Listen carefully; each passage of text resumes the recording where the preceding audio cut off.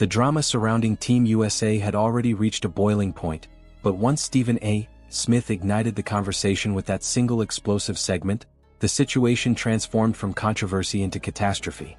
Suddenly, the conversations that were once whispered behind closed doors were being shouted across the entire sports world.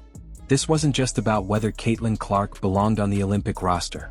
This wasn't even about the physical play, the hard fouls, or the intentional message sending that fans had been dissecting frame by frame. This had escalated into something far more volatile.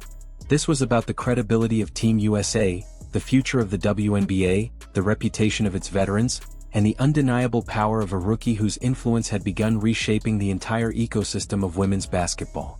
And Stephen A. Smith didn't just comment on it, he detonated the truth in a way that forced everyone to choose a side. The ripple effect of his words created a level of urgency inside Team USA that no one had anticipated. Executives who once felt comfortable relying on the stability of their veteran core were now facing the possibility that the very people who built the foundation of the team might also be the ones tearing it apart. For years, Aya Wilson had been positioned as the heart and soul of the program, the face of the league, the anchor of the national team, and the unofficial leader of the veteran era.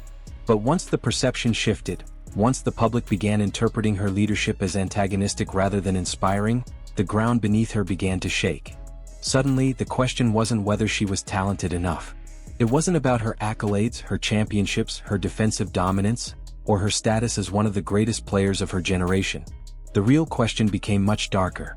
Was she now seen as the leader of a culture that was driving away the sport's biggest asset? Inside every major sports organization, the truth is simple. Stars are loved, but revenue is worshipped. And Caitlyn Clark brought a level of engagement that the WNBA had been chasing for decades. The new fans weren't tuning in for tradition, hierarchy, or established legacies. They were tuning in for her. Her energy, her game, her charisma, her ability to change the entire trajectory of women's sports with a single performance. The old guard hadn't just underestimated that shift, they had resisted it.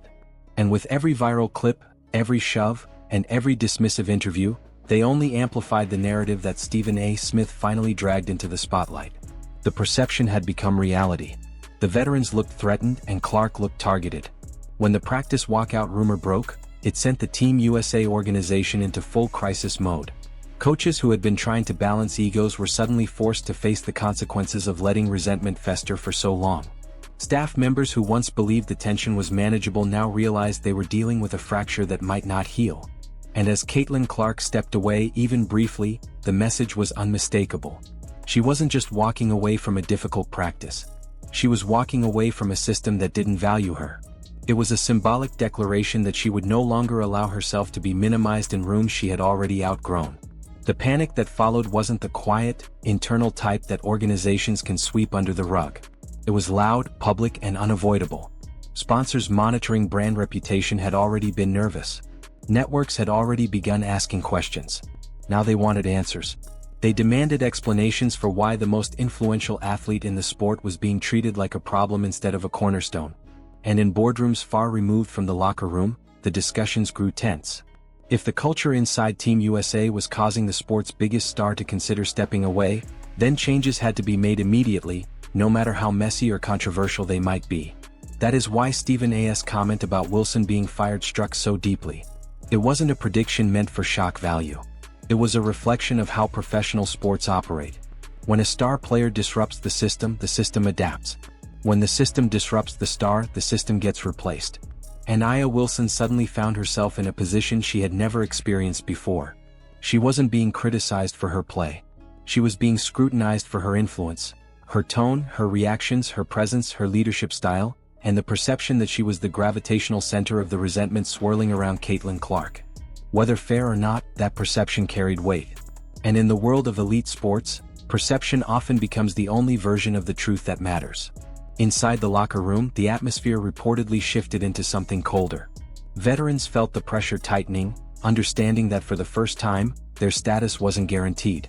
Younger players who idolized Clark were now torn between staying loyal to team dynamics and acknowledging the superstar who embodied the league's future. Coaches tiptoed around conversations they once delivered with authority.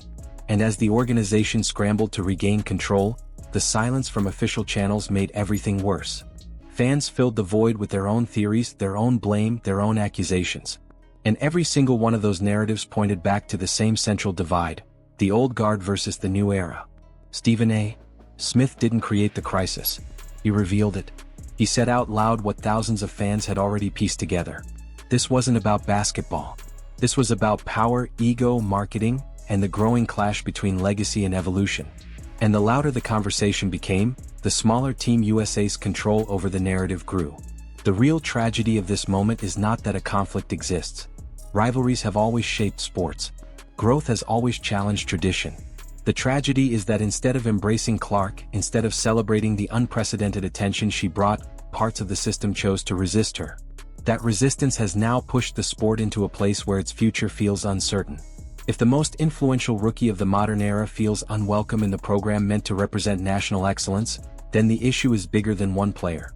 It's a cultural failure that threatens to derail the momentum Clark helped create. Now the basketball world waits for the inevitable. A decision. A statement. A shift. Something that clarifies where Team USA truly stands.